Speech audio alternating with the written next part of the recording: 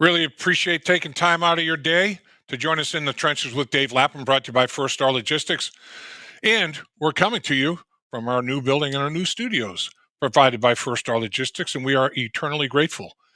And you're going to like this one because it is offensive coordinator Dan Pitcher with his background in personnel, player personnel. He's a great one to talk to about the draft because this guy has worked his way up through a bunch of different positions from initially, in the scouting department to offensive coordinator in the National Football League. Quite a road traveled by Dan Pitcher. And we're going to talk to him about the offensive selections in the draft for the Cincinnati Bengals, what the coaching staff is doing in the offseason in terms of tweaking and constructing formations to maybe fit the new personnel. As every season is the case, there's going to be players that are different, new players. Some players go, some players come. That's life in the National Football League. That's all being sorted through right now, and your football team is being put together. Cincinnati Bengals had a solid draft, and Dan Pitcher talks about it.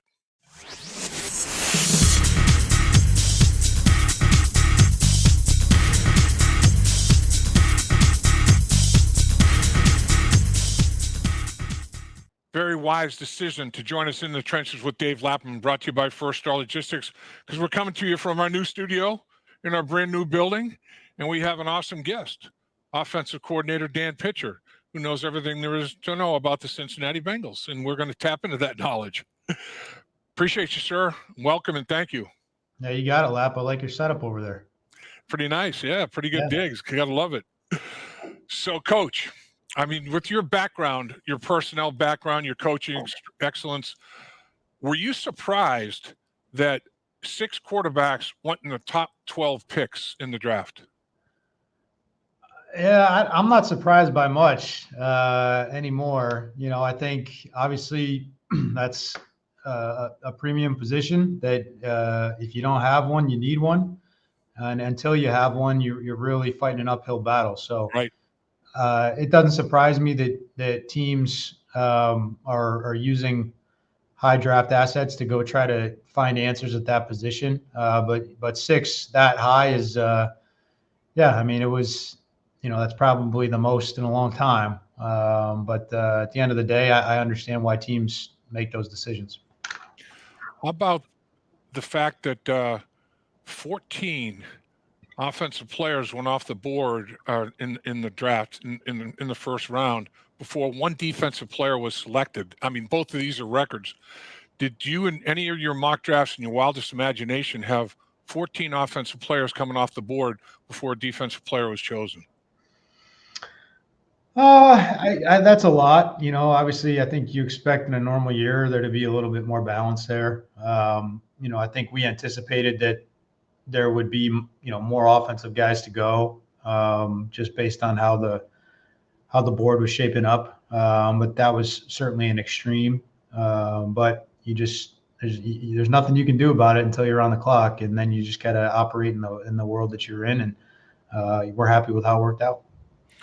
When the offensive tackles started coming off the board, did you feel like there was still going to be one there that you were extremely high on? And when Mims was there, how was the excitement level?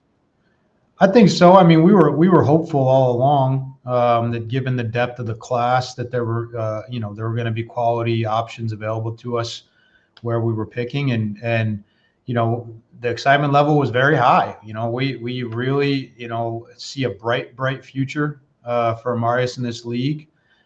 He's got rare combination of size and movement skills and strength, and we're going to coach the heck out of him. He seems like an incredibly genuine guy who wants to come in and put the work in and be coached and learn, and we're going to do all those things, and we're going to put him in a great situation. So we're excited to have him. We see a huge future for him. So for the Bengals, no trades in a draft for the first time since the COVID draft of 2020. And I'm sure there was a lot of phone calls, that came into you and you out to others and so forth, but just couldn't come up with the right, the right ingredients to make a deal. Was there a conversation about moving up potentially in the first round and moving back in just about every round in the draft? Was there a lot of dialogue? It just couldn't come together? Yeah, I mean, I hesitate to make a definitive, comment on that with respect to any specific pick. I would just say that there's always conversation ongoing in that room, and between Duke and the other scouts and their contacts around the league. Just because a deal doesn't get done doesn't mean that there wasn't due diligence being done and efforts being made. And so, those guys do a great job. There's a lot to be considered in the moment, and it's a time crunch in all those decisions. And I thought they did a heck of a job. So you've got the new Cincinnati skyline, the land of the Giants, whatever you want to term it. I mean, if you're not 6'8", 350, you can't play tackle for the Bengals, it seems like, anymore. I mean, it is unbelievable how big that position group is. And then you got 6'6" plus guards. I mean, it is an unbelievably large unit in the offensive line. But it's not, I mean, Joe's a solid 6'4" plus himself. I mean, that's not an issue for him to have those behemoths up front, is it? No, not at all. I mean, we obviously appreciate the length and the size of those individuals on the edge. I think a lot of times when you're setting the depth of the pocket, and then you're climbing through the course of the down, really the size of the tackles doesn't necessarily factor that much from a height standpoint, and you're really, I don't want to say never throwing over those players, but most of the time you're throwing inside of those players and you're finding those lanes. And so then at that point, the length and the size really just helps them set wide edges to the pocket and set firm edges to the pocket. And that's something that, the two veterans that we already had in the building in Orlando and Trent have proven that they can do, and something that we fully expect Amarius to be able to do. So, size is definitely part of their skill sets for each of those three players. And, like I said, we're really excited to add Amarius to that group, and we know what we have in the two vets.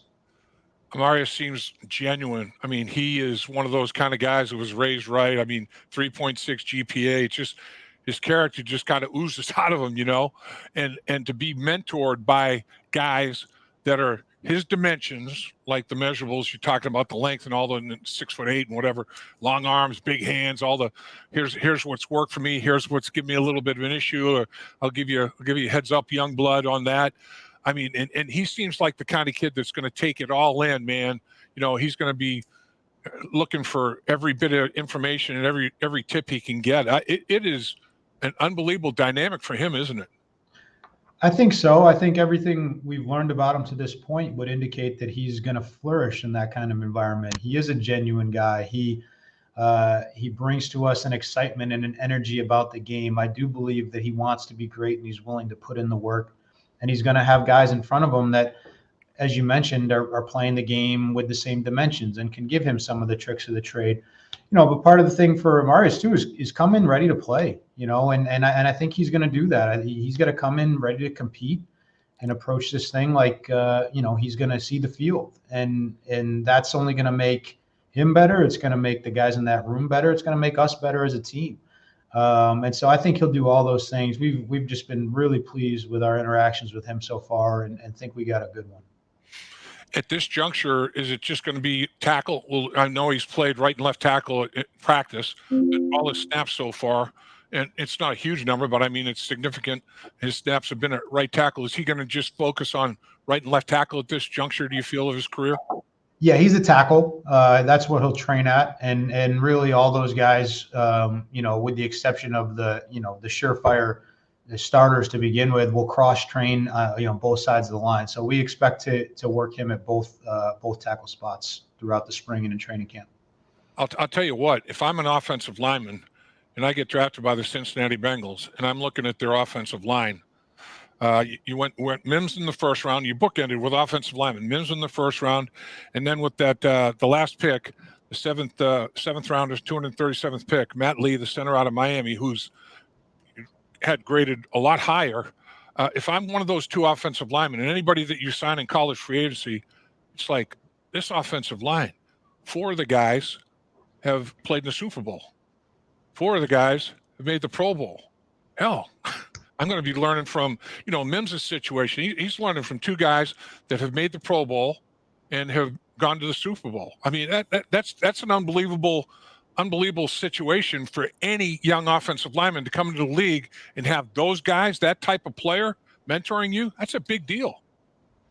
I think so. I think any situation is what you make of it. And so it's incumbent on those rookie players to come in and really, behave in a way and assert themselves in a way that allows them to make the most out of that situation. And so nothing inherently is going to come from that is great unless they make it that. And so the thing that we're excited about is we believe we brought players in who have that character in them to make it a great situation for them.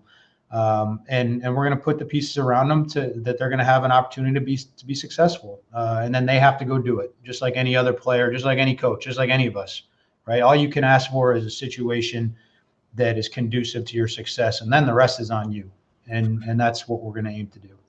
The greatest piece of advice I got after I got drafted was from my offensive line coach in college at Syracuse, Rocco Pirro. He goes, I know you're going to do this, but I'm going to tell you it anyway. Don't speak unless spoken to when you're young blood. And when you do speak, it's just to ask questions. No answers, no know-it-all. Ask questions and respect and trust that they know you asked questions, and that's all you do. Other than that, shut your mouth. Yes, sir, coach. I mean, that was the greatest piece of advice I got. And these young guys coming in, man, they're in a situation. I mean, I had guys these guys were veteran guys who played a lot of football. A couple of them had been in the Pro Bowl. I'm like, dude, yeah, this is awesome. I mean, you're right. If they handle it right, it's a great scenario for them. There's no question about it. Yeah, I think there's probably a lot of wisdom in that advice that you got a long time ago that still applies today. And we want guys to come in and be themselves and bring their energy and enthusiasm for the game. We don't coach our rookies to have their tails between their legs and be timid. But we all know when you're in this hyper competitive environment and you're around guys that have proven their worth in that environment, that the best thing to do is to do just that: ask questions, absorb their knowledge, absorb their experience, and then go from there. And still come with an energy and an attitude every day on the practice field that shows you're the kind of guy that we're going to need to win football games. And so I think we did a good job adding those players. So 5 offensive, 5 defensive picks in this draft with the 10 choices. And we already talked about Mims. The final thing I guess I want to say about Mims is that dude is carrying 340 pounds as well as I've ever seen in my life. I mean, you can see abs. It's like this guy could, I mean, he can get bigger, and stronger. I mean, he is so thick and broad, and he's big in the right places. And then where you need to be reasonably sized, he's very reasonably sized. He's almost like, boy, you throw all these components into a computer and outspits Mims's body. It's crazy looking at that kid, man. It's nuts. Yeah, there's not many people walking planet Earth that look like him, and that's why he got picked where he got picked, and now he's got to turn that just natural God-given ability, and he's worked himself to that too. I mean, he didn't just become that person. He's very, very clearly has put the work in the weight room and his training and all those things to be in the situation that he's in. And so it's there, and now he just has to continue that, and he's got to ramp it up because he's at the highest level now. And we expect him to do that. And the last thing about him is, the length of his arms and his hands, man. I shook his hand. It's like, whoa. I mean, he's up around my wrist, and it's like in the NFL, it's become hand-to-hand combat. And when he gets that length and he gets those big muckers inside and controls people with the hand strength and playing with hand violence, I mean, he's got all the tools, man. His belt is full. That tool belt has a bunch of tools in it, man. That it does. All right, so with pick number 80, you take wide receiver Jermaine Burton, and Zach was it was very, very obvious how excited he was. The cameras caught him on draft night when you take Jermaine Burton, first round talent. This guy can run away from people. There's no doubt about it. tracks the football, catches the football. You have to really scour to find drops with this guy, don't you, Coach? He's got great hands. He finishes aggressively to the football. He finishes through contact. He attacks it down the field. It's one of the traits that really stands out about him is how strong he plays the football, and that's critical because you want guys that separate, which he can also do, but this is the NFL. There's really good guys standing across from you, and there are going to be a certain percentage of your plays, I don't care who you are, that are going to be contested, and you have to have strong hands and a mentality that you're going to attack the ball, and that ball is yours. And Jermaine, he has that. That's all over his tape. Looking at him and then hearing that TJ Hirschmanzada had worked with him, I can see the change of speed, the wiggle, the same. A 10-yard out can look a bunch of different ways as he's approaching that, sink your hips, get in and out of cut, a little bit of that TJ effect. And he's adopted him. I mean, that's part of his game. Looking at him run routes, he's pretty effective. Yeah. I mean, he can separate. He's got those tools in his tool belt with regard to being able to sink his hips and maybe varying his tempo into the break and out of the break, and he carries acceleration through the break, and really all the things that you need, he's got them. And now it's just going to be about pulling those together and creating a consistent package where we have a dependable player who can make explosive plays for us because it's all there. I mean, he's got what he needs to bring to the table from a physical standpoint. And now we got to put a support system around him and put him in the right places to go make plays, and he's got to make them. But he's got stuff to be excited about, that's for sure. Physically and mentally, is he capable of playing inside and outside for you? Yep. And he'll be expected to do that. And really, if you look across the board, we have a flexible group. I mean, we got guys that line up everywhere, and that's part of, we want those kind of guys because we want to be able to create the matchups that we're trying to create. And we got to be able to mirror, how we set the run game up so it marries the pass game, and that requires us being able to move people to different spots. And so the expectation is that, yes, he's going to have to be able to play inside, outside, and everywhere in between. So your two offensive selections, Mims, Georgia, Burton, Georgia, and Alabama, playing at the highest level. So you're practicing and competing against the best, the cream of the crop to get a job with that respective program. And then you've done that. Now you're competing against other teams in the SEC and the toughest schedule in football. And a lot of these guys that you're selecting are from big programs, captains, all the things that go along with it. That's been a great formula for you, hasn't it? Yeah, I mean, that's definitely a benefit that comes with taking guys from those programs, is the development that they've had to show just to get on the field and contribute for those teams. And like you said, the competition that they're seeing in practice day in and day out is a big deal. And so definitely that factors in when you're evaluating these guys from, big national championship caliber programs. It's a feather in their cap for sure. So with the 115th pick and the 194th pick, you took a couple of tight ends. And I think, Joe Q fan is like, tight ends? Okay. Well, geez, 2 tight ends. Hey, if it's the best player on the board and you guys put all your time and effort into the board, these guys are really good football players. I mean, your board tells you that's the way to go. That's the way to go, right? Yeah, I mean, we got 2 guys that we're really excited about, and you add them to the room of the 3 that we already had under contract, and we have a really good tight end room, and we have guys that have already proven it in the NFL who we can rely on immediately, and we now have young players who we think have the traits that will eventually show that they can do it at this level too. And we have a great coach in James Casey who's going to be able to mix and match and develop all of them at once, pull them together as a unit. And we feel great about that spot. We really do. Both the players that we had a chance to add, Erick and Tanner McLachlan, they're a little bit different, but they're both have a real ability to threaten in the pass game. they're able to be utilized a little bit differently in the run game, each of them.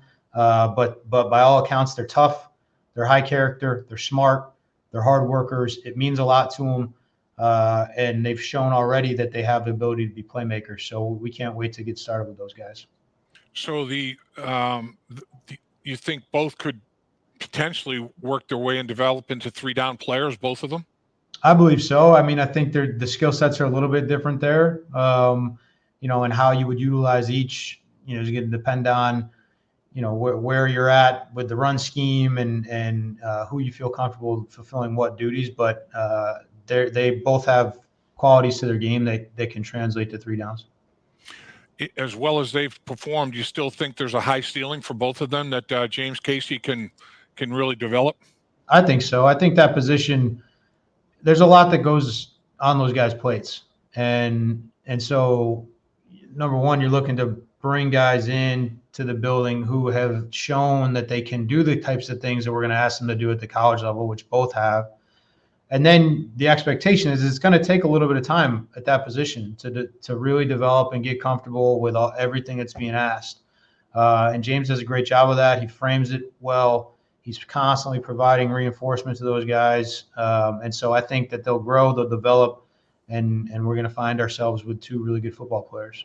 Yeah, and the fact that both of them were there literally a good round, maybe a little round plus later than you guys thought potentially. I mean, when you have that kind of value, those are hard to pass up, aren't they? Yeah. I mean, that's exactly right. It's when you feel like you're acquiring a player at a later portion of the draft than you thought he was going to be available, then yeah, and you trust what you saw on tape, and that's a long process. And those guys are vetted, and there are long discussions that occur over where they eventually end up on the board. It's not, you don't just slap them up there from day one and that's where they stay. I mean, there's contrasting opinions. There's healthy argument about players, and then they get where they get on the board because that's where they deserve to be, in our opinion. When a lot of really smart people who put a lot of long hours into the process have spoken their piece, that's where they end up. And so that's a big deal. That carries weight. And when you can get players later on than where you believe that they belong, then absolutely, that's going to make you a better football team. 2 things about Erick All that struck me, that he was in the weight room when he got the call. He was working out, and his teammate Chris Jenkins, 2nd-round pick out of Michigan, they were teammates and captains together. You got 2 captains out of Michigan. He said, not the least bit surprised me. That doesn't shock me at all. That's him. And then during the phoner, the little thing after he was drafted with the media, I asked him, what's it like? What was your mindset when you realized you were going to a team that Joe Burrow was going to potentially be throwing you the football in the middle of the football field? And he choked up. I mean, he literally choked up, and he said, it's just like almost beyond my comprehension right now. I mean, he was as genuine can be, And I just remember back that's exactly how I felt. It's like in the NFL with Kenny Anderson, Paul Brown is the coach of this football. Are you kidding me? I mean, it's almost a feeling of being overwhelmed. Then reality sets in. You got to slap yourself, back to reality. But man, it was great hearing his responses to that. It's that's always fun, man. Always fun. Yeah, I think those are cool moments. I think that is a reminder of the human element of what we do, and the fact that guys are getting an opportunity to chase their dream at the highest level. And it's cool when those things happen. But like you said, the very next reaction has got to be, I belong. I'm here for a reason. I belong. There's going to be expectations on me. I have responsibilities now to be a pro and to provide value for the franchise. And so you get over that starstruck moment real quick. It's cool to have it. There's nothing wrong with it. And then you strap up and you go to work. And I think Erick's going to do just that. So the other good piece of advice I got right before I left to go to my first training camp, my mother said, "Don't you dare do anything that screws this up. You hear me?" Like, Ma, yeah, I got it. I understand. I got you. Yeah. Don't you blow this. Don't you do anything stupid that would screw this thing up. Yes, ma'am. So much for the positive. So much for the positive reinforcement. Huh? So your final selection, Matt Lee. This guy, 51 college starts at Miami, Florida. Very productive. I look at him, not the biggest guy in the world, but when I look at his anchor, he's got a good anchor. For not an overwhelmingly big person. So that told me he's mobile, he's athletic, and when I watched him finish, got a little nastiness to him, Coach. Now he had to be higher on your board than a 7th round selection, I would think. He's a damn good football player. Yeah, we're excited about Matt. He's very smart. He shows early in the process right now that he's about the right stuff, and he's going to come in and work really hard, and he'll ultimately fit in wherever he deserves to fit in based on his play and how he's able to kind of work in with the group right now. So excited to add him. Think that he's got a lot of really positive qualities, both physically and then mentally. He's a smart guy. I mean, he's going to pick stuff up really quickly. He's experienced, as you just mentioned, which is a big deal, especially at that position. So yeah, we're really looking forward to getting to work with Matt. I know you can't comment specifically on free agency because the guys have to pass the physical and all that sort of thing, and rookie mini camp's coming up. But overall, do you feel pretty good? I know you guys put a lot of time and effort into the college free agency aspect of it, and not only with the scouts but coaches as well. You guys are out there, literally putting best foot forward organizationally and individually and everything to get some of these guys. You feel pretty good about the potential haul there, Coach? Yeah, it'll be great to see all these guys, when they show up here Thursday and Friday and see them on the field and really start to kind of get them meshed in with what we got going. So I think we got a good group that way as well, and it's all going to play out, the way it should. It's guys are, they come in the building and they have opportunity to put their best foot forward and make a strong impression early on in the process, and a lot of times that can be all the difference with regard to establishing trust with your coaches and your teammates. So we got a good crop of young players. Excited to get to work with them, and excited just to be back on the field. And finally, Coach, and appreciate all the time you carve for us here. At this stage, are you tweaking, the playbook and things that you liked, you're expanding, and things that you don't, you're eliminating, that sort of thing? And now here, very shortly, you get to take the first look at it on the field with mandatory mini camps and things of that nature? Yeah, I think the thing that you're able to really do now is you start to kind of formation and personnel things with specific people in mind, because for the most part, it's there's still going to be the roster's constantly things are changing and there's guys being added and guys leaving, but for the most part, you have a really good sense for what your group's going to look like. And so now we've known, I think, for a while, based on league study and self-scout, what we want to do. And now we're able to kind of further refine that and start to really decide who we want to put where. And that'll be an ongoing process. And once we do it, we'll go on the practice field. We'll see how guys perform and we'll tweak it, and we'll ultimately arrive at the best combination of people and plays that will help us win football games. But that's kind of the next step in that process, and we're going to get to start doing that now, really right now. And so excited to do that, excited to get back on the grass and go play some football. Coach, as always, your time is much appreciated. Love talking football with offensive coordinator Dan Pitcher. You're the best. All right, Lap. Have a great day. You do the same. Appreciate you.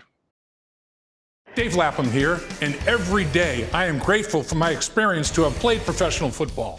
As a player, I realize self-motivation, leadership, and appreciating your teammates are key. At First Star Logistics, you can use those same attributes to create the life you want for you and your family. Build your future by working hard like I did. You'll see results both on and off the field. Call First Star Logistics today and be part of our winning team. Opportunity knocking.